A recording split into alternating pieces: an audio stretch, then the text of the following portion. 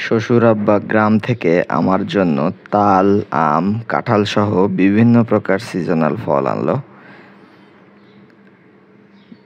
তো প্রথমে ফলগুলো অফিস থেকে এসেই দেখে আমি খুবই খুশি হলাম। দেখলাম অনেক তাল এবং অনেক আম এবং অনেক কাঁঠাল এনেছে।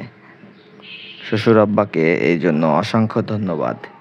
তিনি যতবারই আসেন আমার সাথে দেখা করতে, ততবারই 2-3 বস্তা ভরে কিছু না কিছু নিয়ে আসবেনই। আম, জাম, কাঁঠাল, লিচু, সিজনাল ফল, সবজি থেকে শুরু করে মাংস, মাছ, বিভিন্ন জিনিস তিনি এনে থাকেন, যা আমার খুবই পছন্দ।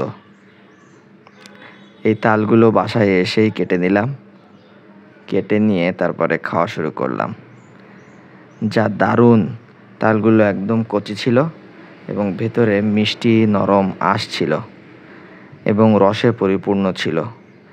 খেতে দারুণ মজা এবং দেখতেও খুবই সুন্দর। তাল একটি সিজনাল ফল হওয়ায় সবারই এটা খাওয়া উচিত। এর পুষ্টিগুণ অসীম।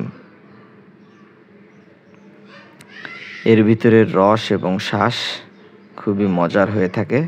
আমরা যারা শহরে থাকি তারা সাধারণত কিনে খেতে হয় বলে অনেক খেতে পারি না, কিন্তু গ্রামে এগুলো অনেক থাকার কারণে একবারে 10টা, 20টা, 30টা করে খাওয়া হয়ে যায়। এই যে সবগুলো খেয়ে শেষ করে ফেললাম। তারপর আম নিয়ে আসলাম এক ঝুড়ি আম নিয়ে এসে আম কাটা শুরু করে দিলাম।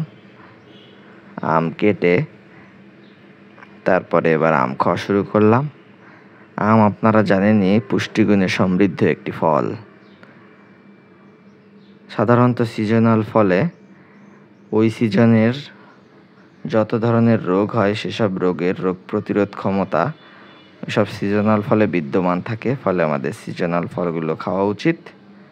তাছাড়া সিজনাল ফল খেলে তার পুষ্টিগুণ শরীরে রিজার্ভ আকারে থাকে, যা পরবর্তীতে রোগ প্রতিরোধ সহ বিভিন্ন গুরুত্বপূর্ণ শারীরিক কার্যকলাপে সহায়তা করে। আপনাদের এই ভেজাল মুক্ত সিজনাল ফলগুলো গ্রামে যেয়ে খাওয়া উচিত। এর মজাই অন্যরকম। ভেজাল মুক্ত এই ফলগুলো খেয়ে মনে হচ্ছিল শরীর একদম পুষ্টি সমৃদ্ধ হয়ে গিয়েছে।